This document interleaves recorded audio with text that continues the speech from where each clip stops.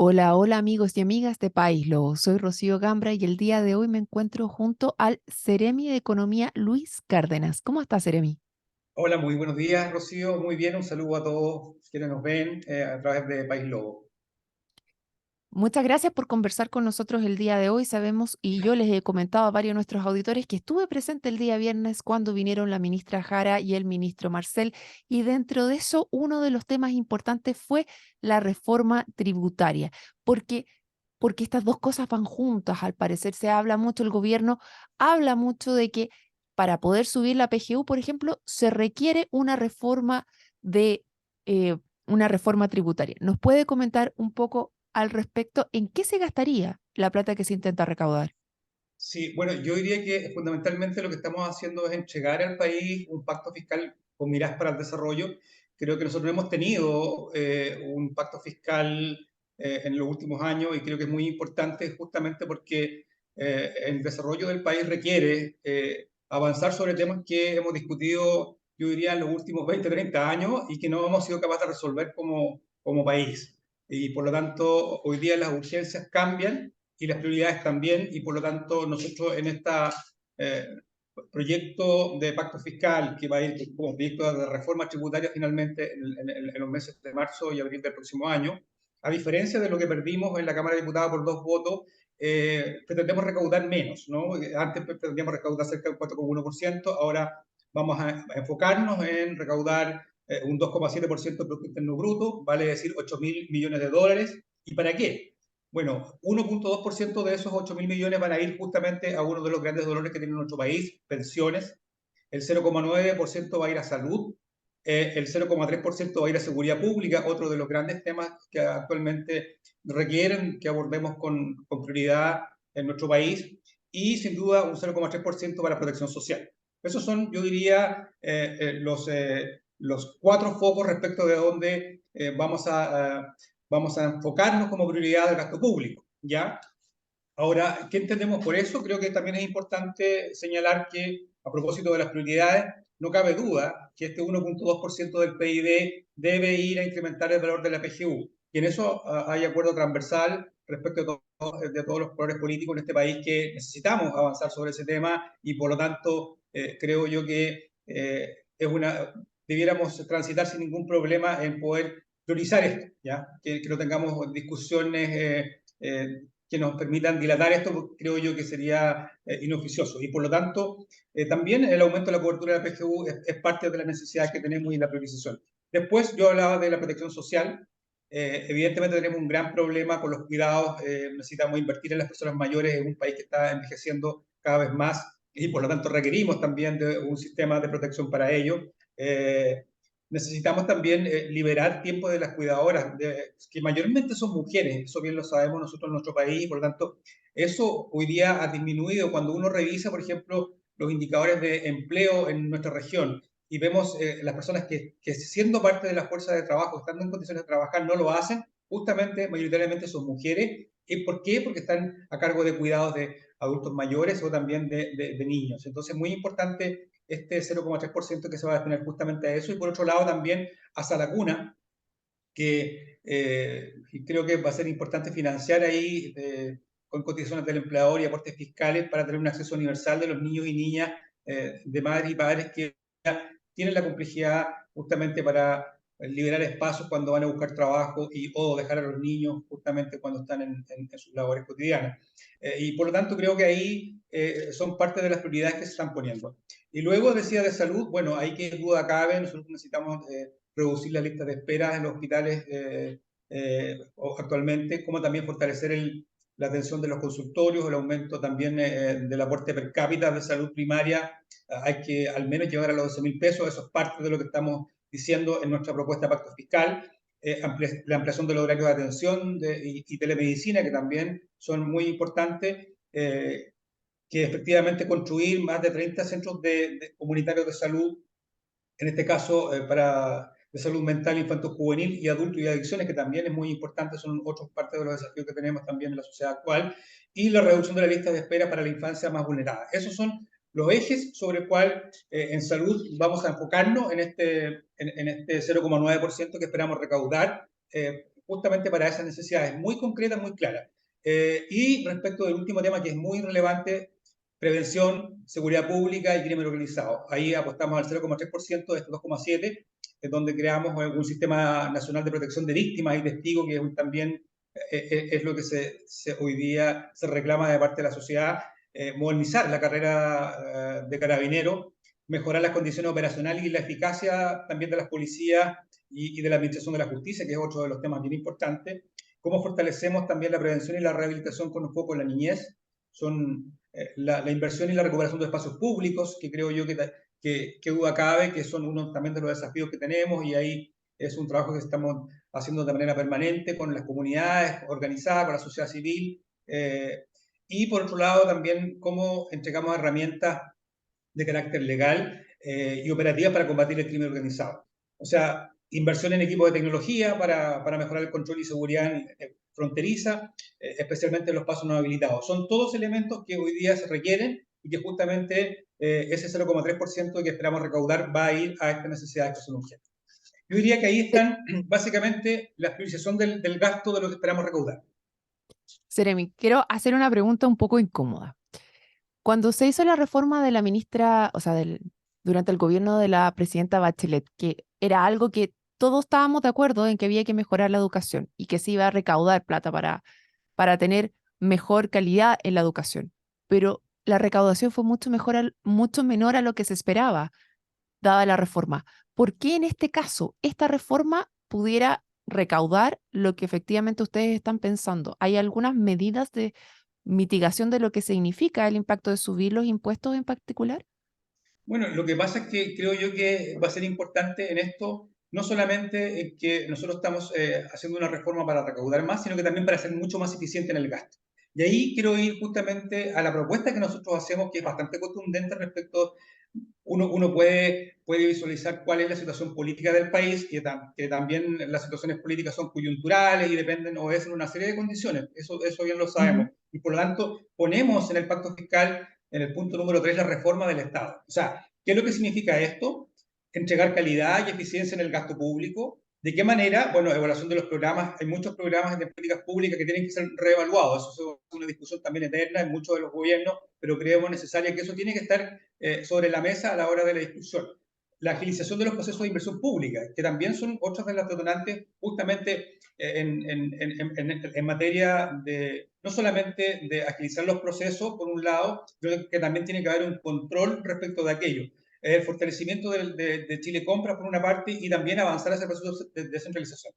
Calidad y servicio en la innovación, creo que ahí, qué duda cabe, tenemos que avanzar sobre gobierno digital, sobre mediciones también de satisfacción de los usuarios, particularmente, que eso siempre tiene que ser permanente. Innovación en el sector público. Cuando se partió con la plataforma Chile Atiende, fue toda una innovación en Sudamérica respecto de cómo el Estado había dado un paso importante respecto de que los diversos trámites se pudieran hacer en una plataforma. Bueno, eso yo creo que hoy día no hemos quedado sobre esa materia y tenemos que profundizar y avanzar sobre ese tema. Productividad en salud es otro de los temas. Y un tercer pilar respecto a la reforma del Estado es transparencia e integridad, control de gestión, control de aporte a las fundaciones, a la ONG, dotación de más de personal para el control eficiente respecto a los gastos, disponibilidad de la información, que es un tema muy importante, en qué se gasta, cómo se gasta, a dónde van los recursos, quiénes son los beneficiarios finales. Cuando uno revisa los países desarrollados y te entregan una cartola a fin de año, ¿verdad? Cuando te llega tu reporte en qué se gastó los impuestos que tú Los pagaste, impuestos. te vas Ujú. nosotros tenemos que avanzar sobre eso. Estamos evidentemente avanzando actualmente, pero necesitamos más transparencia en qué gastamos los recursos que se recaudan. Y por lo tanto, parte de eso es transparencia e integridad, que es el tercer pilar de la reforma del Estado. Tenemos que profundizar sobre otro tema que es muy importante a propósito de lo que está ocurriendo, la institucionalización de la auditoría interna en el Estado. O sea, necesitamos fortalecer que haya más control de gestión, más auditoría, más fiscalía, tanto auditoría y también de fiscalía en términos del control desde el punto de vista jurídico respecto de esos temas. En cada una de las instituciones del Estado tiene que mayor profundización respecto de eso. ¿Ya? Tenemos que usar técnicas modernas de auditoría para compra y transferencia. O sea, hoy día Hay que avanzar sobre esos temas. Esos son los puntos que están sobre la mesa en esta reforma al Estado, de los cuales nos estamos haciendo cargo nosotros. Y por otro lado, digo, responsabilidad y disciplina fiscal. Es una de las cosas que nos ha caracterizado el ministro Marcel. Bueno, la eficiencia en el gasto público que hemos tenido en estos años y medio de gobierno ha sido notable. Hemos logrado controlar muchos de los elementos que se pretendían o se decía que malintencionadamente o no, pero no había mucho en eso en términos de que nosotros íbamos a ser capaces de controlar, por ejemplo, en el caso de la inflación, en el caso del gasto público, y hemos avanzado mucho en aquello. Responsabilidad fiscal en la macroeconomía, tema importante. Renta de capital, disciplina también fiscal en el gobierno subnacionales, porque creemos que es importante. Nosotros estamos en un proceso de descentralización, pero ese proceso de descentralización también requiere de control. O sea, creo necesario, digamos, en tanto los gobiernos regionales como los comunales, necesitamos intensificar los métodos de control respecto de lo que ocurre hoy día con las transferencias a los municipios y a los gobiernos regionales. Entonces, son parte de los desafíos también de la modernización del Estado. ¿Ya? Optimizar los usos de las propiedades públicas. Bien sabemos, esta es una discusión también bastante eterna, que el Estado tiene muchas propiedades y por otro lado, a veces estamos hacinados en algunos edificios públicos y pagando grandes arriendos donde eventualmente podemos tener disponibilidad de propiedades, de espacios públicos que podemos recuperar. Son parte de los desafíos que tenemos también. Pago al día de los proveedores del Estado. Otra cuestión, disciplina, responsabilidad fiscal. El Estado tiene que ser el principal responsable también con sus proveedores, con sus trabajadores. Eso está parte del capítulo tercero de la reforma del Estado y que está dentro de este pacto fiscal. Seremi, una pregunta que también ha salido bastante es, ¿estas cosas están todas amarradas a la aprobación del alza de impuestos? Por ejemplo, porque aquí hay varias cosas, unas que van a nivel legislativo, me imagino, y otras de políticas públicas internas que ya se pueden empezar a implementar. Por ejemplo, las evaluaciones de las políticas públicas. Eso se estaría empezando ya durante, porque Sí, entiendo que hay sí, distintas fases de este pacto fiscal. efectivamente. Efectivamente, Rocío. Nosotros tuvimos, yo recuerdo, estuvimos en la última entrevista que estuvimos en Osorno, yo te contaba a propósito de dos planes importantes que estamos desarrollando como gobierno. Uno, que era el plan Invirtamos en Chile, que básicamente lo que buscamos era cómo generamos incentivos tributarios y otro tipo de incentivos para la inversión. Y por otro lado, la agenda de productividad, que teníamos más de 30 medidas concretas respecto de cómo generamos un mejoramiento de la productividad de nuestro país. Eso ya está avanzando. De hecho, tanto es así, digamos, que son parte de algunas cuestiones que se están incorporadas en esta reforma porque están en el Parlamento justamente actualmente en desarrollo. Así que nosotros esperamos que efectivamente, como por ejemplo la ley de compras públicas, donde vamos a favorecer a todas las micro, pequeñas y medianas empresas y las cooperativas de nuestro país para que tengan un espacio en las compras públicas locales, o sea que va a estar reservado exclusivamente, y hay más de 300 millones de dólares que van a estar destinados en un bolsón para compras públicas locales. Entonces, donde el Estado se va a ver también obligado a comprarle a productores locales y obviamente bajo los estándares que yo te acabo de mencionar. Por lo tanto, Mm. hay cosas que están avanzando en ese sentido. La reforma a propósito del cuarto pilar que es importante respecto de la inversión y la productividad y la formalización de la economía, que es otro de los pilares que establece este pacto fiscal. Bueno, ahí estamos avanzando justamente con una de estas medidas, que son 38 medidas más las 28 medidas del plan Invertamos en Chile, que están en desarrollo actualmente. Qué interesante, ya que me trae a colación las cooperativas, le aprovecho a hacer una pregunta al respecto. ¿Ha habido, las cooperativas aquí hoy día en Chile tienen una forma de pago de impuestos distinta al resto, tiene como unos beneficios tributarios, dado que es muy difícil efectivamente lograr coordinarse entre distintos actores para tener este modelo, pero es un modelo que aquí en Chile no ha pegado tanto todavía, no hemos tenido tan buenos resultados. A algunas les ha ido muy bien. ¿El modelo cooperativo es algo que a este gobierno le interesa impulsar en particular? Mire, la economía social es una economía que data de 1820 en adelante. O sea, y tenemos quienes comenzaron en esto, digamos, en Inglaterra, y después a fines de 1900 y después de todo el apogeo de los estados de bienestar, se consolidaron gracias al desarrollo de modelos cooperativos. En Europa, en el caso de todos los países europeos, gran parte de su PIB en algún momento estaban desarrollados en función de los modelos cooperativos. Eso sigue muy vigente. Los bancos más grandes del mundo hoy día es una cooperativa, ¿verdad? Con más de 15 millones de de socios. Recordemos que en el caso de España, de Inglaterra, de Alemania, gran parte del desarrollo en el mundo, miren, yo te doy un dato, en el mundo, el 10% del Producto Interno Bruto del mundo lo mueven las cooperativas. Más de 3.000 millones de personas trabajan para las cooperativas. Entonces, la economía social genera eso, un aporte importante respecto de la cohesión en los territorios, que son muy relevantes, de las economías locales, el funcionamiento de las economías locales, los encadenamientos productivos, cómo se avanza sobre eso, sobre cuestiones que eventualmente hoy día no estamos mirando, porque en general las grandes compañías o los grandes desarrollos de los modelos de negocio no ven esto otro, y hoy día también hay una vuelta a eso, vale decir, los modelos cooperativos tienen una concepción desde el punto de vista axiológico de valores humanos, que tienen en esa mirada, está volviendo, porque la sociedad entiende, digamos, ese cambio de paradigma respecto de cómo nosotros estamos visualizando el desarrollo de la economía, básicamente en los cambios que estamos sufriendo hoy día con crisis climática, donde ya los niveles de crecimiento del mundo no van a ser iguales como nosotros los conocíamos a fines de la década de los 90, ¿verdad? Entonces, evidentemente, digamos, esto es parte de los desafíos que tenemos. Nosotros el año pasado crecimos un 18% en cooperativas en nuestro país, y nuestra región fue una de las que más creció, con cerca de un 17%, ¿ya? Tenemos en la región más de 100.000 socios en cooperativa. Entonces, es muy importante eso, es muy importante. Ujú. Lo que nos falta hoy día... Justamente por eso se lo preguntaba, porque el modelo aquí en la región es súper relevante, sobre todo en temas de agricultura que tenemos aquí a nivel local, y cómo eso se puede potenciar y aumentar, mejorar las cadenas de valor que estamos entregando también al mercado. Entonces, por eso justamente cuando las mencionó dije, este tema es muy relevante aquí en la zona. Sí, sí, es muy importante. Estamos trabajando, creamos lo que se llama un ecosistema de cooperativas que está liderando Corfo actualmente, donde tenemos concentradas todas las cooperativas de la región. Ha sido también una iniciativa bien inédita que yo planteé al inicio de cuando subimos como gobierno, que necesitamos trabajar con las cooperativas más ordenadamente, saber quiénes son, qué es lo que hacen, qué es lo que quieren, qué es lo que necesitan. Bueno, eso hoy día estamos trabajando justamente para que también generar políticas públicas. Tenemos varios incentivos a propósito de tanto Corfo, Cercotec y el gobierno regional. Además de eso, estamos trabajando en los comités de desarrollo productivo regional, donde uno de los pilares fundamentales es economía social.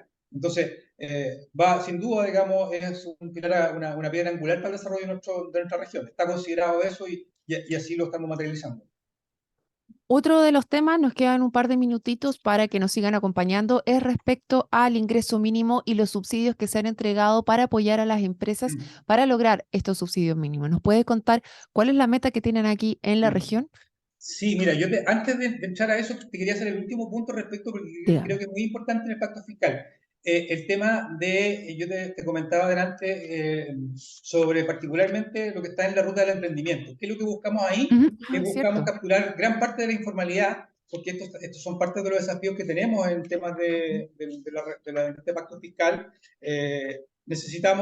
Dijimos, inversión público-privada, donde estamos trabajando sobre depreciación acelerada, inflación instantánea, fondo de crédito tributario para efectos multiplicadores, reducción de impuestos de transitorios de timbre y estampilla, pero también vamos a hacer la formalización como un tercer pilar. O sea, exigir inicio de actividad, necesitamos acompañar a todo el segmento que está en la informalidad, y para eso creamos lo que se denomina la ruta del emprendimiento, donde tenemos el primer año un monotributo, vale decir que todas esas personas van a tributar solamente una unidad tributaria mensual, no van a pagar IVA, no van a llevar, no van a presentar declaraciones ante el Servicio de Impuestos Internos, pero ya en el segundo año van a pagar una UTM y ya van a estar obligados también a presentar declaraciones de impuestos.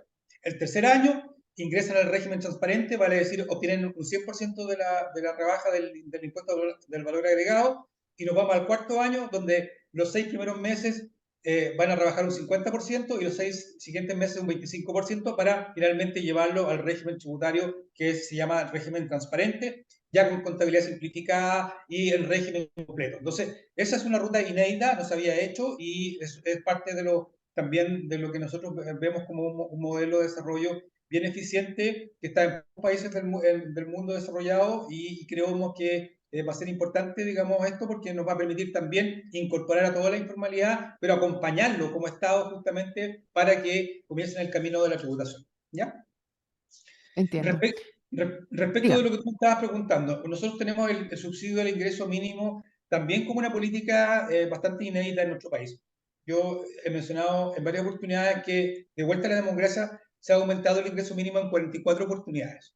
A partir del año 2022 y el año, perdón, si bien digo 2022, 2023, que llegamos a acuerdo justamente para avanzar sobre el ingreso mínimo a 500.000 pesos, que era lo que estaba nuestro programa de gobierno. Eso ya lo logramos, pero lo que nos había hecho es que cada vez que se había subido el ingreso mínimo, nunca había un subsidio para las micro pequeñas empresas para acompañarlas. Acá eso se hizo, se materializó y ha sido muy bien recibido por las micro, pequeñas y medianas empresas y las cooperativas que están incluidas en esto. En nuestra región tenemos cerca de 14.000 empresas, micro, pequeñas y medianas empresas que pueden acceder a este subsidio. Hasta el momento llevamos prácticamente un 60% de aquello, por lo tanto es importante hacer un llamado a todas las micro, pequeñas y medianas empresas que todavía no han hecho esta solicitud de subsidio ante el Servicio de Impuestos Internos, que lo puedan hacer. Estamos a tiempo, esto tiene hasta el 20 de septiembre, se mantiene esta posibilidad de acceder al beneficio y por lo tanto estamos yo creo que en buena hora para aquellas empresas que todavía no lo han hecho, las micro, pequeñas empresas que no lo han hecho, que lo hagan, ¿ya? Es muy simple, se ingresa a la página de impuestos internos, hay un banner ahí y a partir de eso, digamos, uno genera los datos de dónde se le hace la transferencia, el mismo sistema, el sistema en el Servicio de Impuestos Internos hace la evaluación respecto de, porque tiene todos los datos, declaraciones de imposiciones, libros de remuneración, tanto inmediatamente se sabe, digamos, quiénes están bajo la línea de los 500.000 pesos y se hace la cuenta automática. Eso es muy importante. Y lo segundo, sobre el mismo tema, es que nosotros el año pasado, y esto fue parte de la discusión también en el ingreso, en el subsidio del ingreso mínimo, que extendimos por un año más lo que era la deuda tributaria, vale decir, las condonaciones. Nunca había existido tampoco una política pública en Chile de condonación de las multas y los intereses para aquellas micro, pequeñas y medianas empresas que tuvieran deuda tributaria. ¿Ya? Eso está vigente, por lo tanto pueden acceder, pueden ir en este caso a la Tesorería General de la República para poder acceder a este beneficio que creo que es muy importante que la gente lo haga si tiene esta condición de que tenga alguna deuda tributaria con el fisco. Perfecto. Bueno, se nos acabó el tiempo, lamentablemente, Seremi. Ha sido muy interesante esta conversación.